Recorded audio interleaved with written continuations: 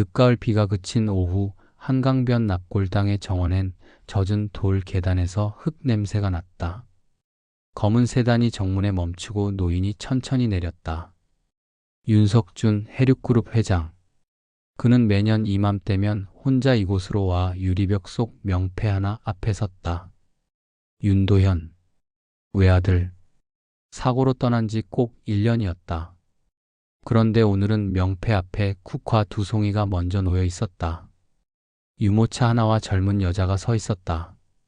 아이 둘은 같은 듯 다른 표정으로 벽을 보고 있었고 한 아이가 명패를 똑똑 두드렸다. 여자가 그를 보자 허리를 숙였다. 그는 낮게 물었다. 누구요? 여자는 자신을 은지유라고 소개했다. 아이들의 이름은 연아와 연우라고 했다. 그리고 조심스럽게 말했다. 도연 씨의 아이들입니다. 석준의 얼굴이 굳었다. 그는 이 말이 무엇을 의미하는지 누구보다 잘 알고 있었다. 지난 1년 동안 이와 비슷한 이야기를 몇 번이나 들었다. 대부분은 돈을 노린 거짓이었다. 그는 증거가 있느냐고 물었다. 지우는 노트를 꺼냈다. 병원에서 봉사하던 도현과 함께 찍은 사진들, 옥탑에서 라면을 나누던 저녁, 임신한 배에 귀를 대던 웃음. 편지도 있었다. 그는 봉투를 받지 않은 채 유리벽에 새겨진 이름만 손끝으로 더듬었다. 그리고 등을 돌렸다. 그만 돌아가시오. 그때 연우가 중얼거렸다. 할아버지. 아이 스스로도 놀랐는지 입술을 깨물었고 지우는 애써 아이를 달랬다. 석주는 잠시 멈췄다. 그러나 다시 걸어갔다. 비서는 교통비 봉투를 내밀었고 지우는 받지 않았다. 그날 밤 서재 불은 늦게까지 꺼지지 않았다.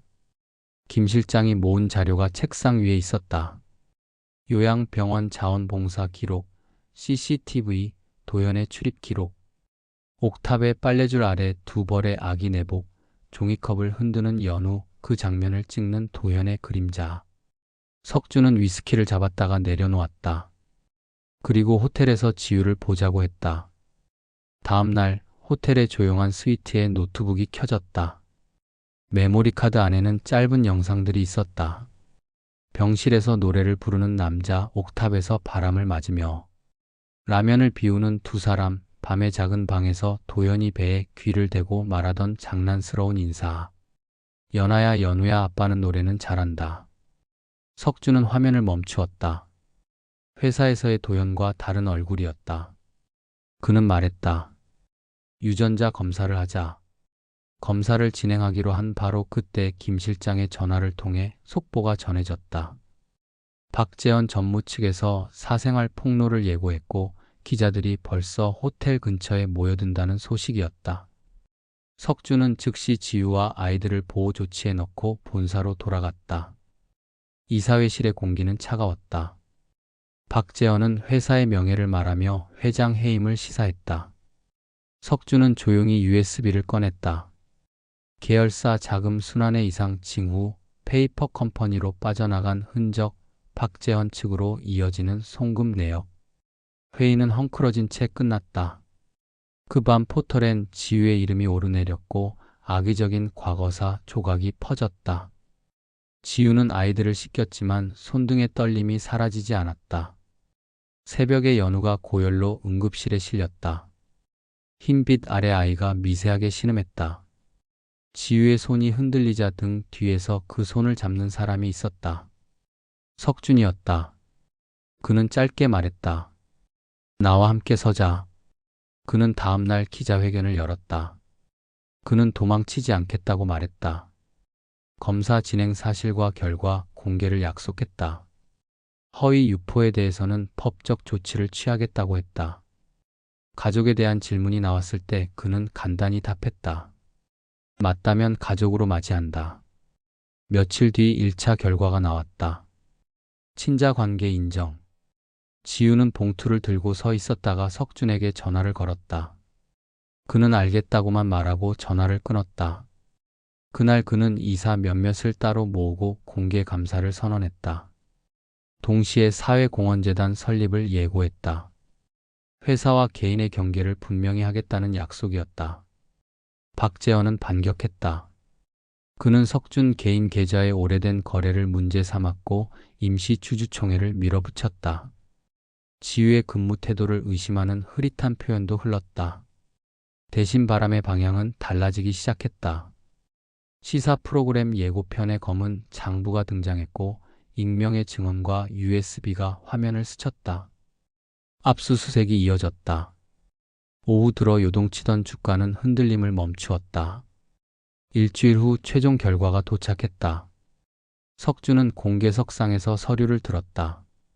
이제 이 아이들은 내 손주다. 그 말은 회사 로비의 공기를 바꾸었다. 내부에선 구조 개편이 시작됐고 몇몇 이사가 물러났다. 석준은 지분의 일부를 재단에 출연했다. 지유와 아이들은 재단이 제공한 아파트로 옮겼다. 햇살 좋은 놀이터에서 아이들이 모래성을 쌓았다. 웃음이 모래 위에 작게 굴렀다. 계절이 바뀌었다. 해륙재단 첫 프로젝트가 시작되던 날, 석준은 옥상 정원에서 씨앗을 뿌리는 아이들을 지켜봤다. 지유가 물었다. 아버님 행복하세요? 그는 미소 지었다. 이제야 알겠다. 무엇이 중요한지. 도연이 보면 좋아했을 거라고 하자 그는 그렇겠다고만 답했다. 어느 저녁 네 사람은 강변을 걸었다. 석양이 물 위에 길을 만들었다.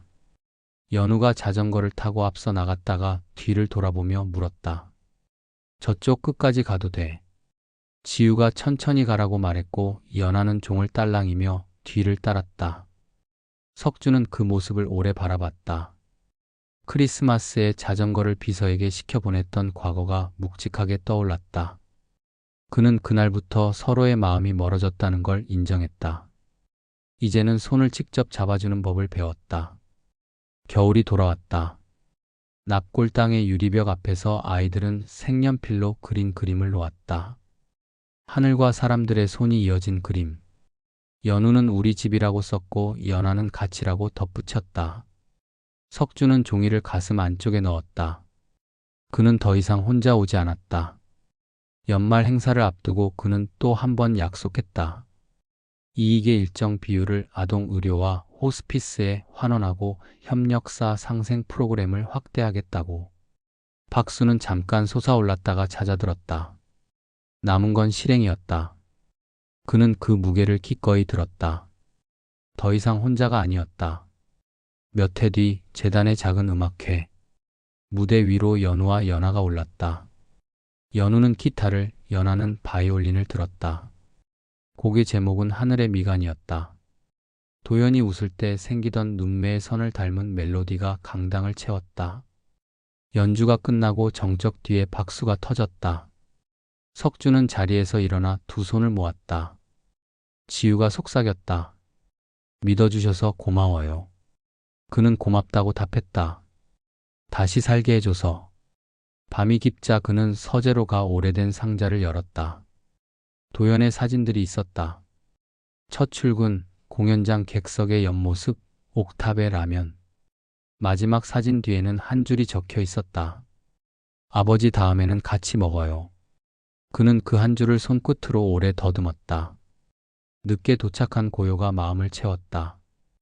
눈이 내렸다. 베란다로 나가 차를 들고 선이 아래층 베란다에서 지유가 손을 흔들었다. 위쪽에서 종소리가 울렸다. 연하가 문틈에서 중얼거렸다.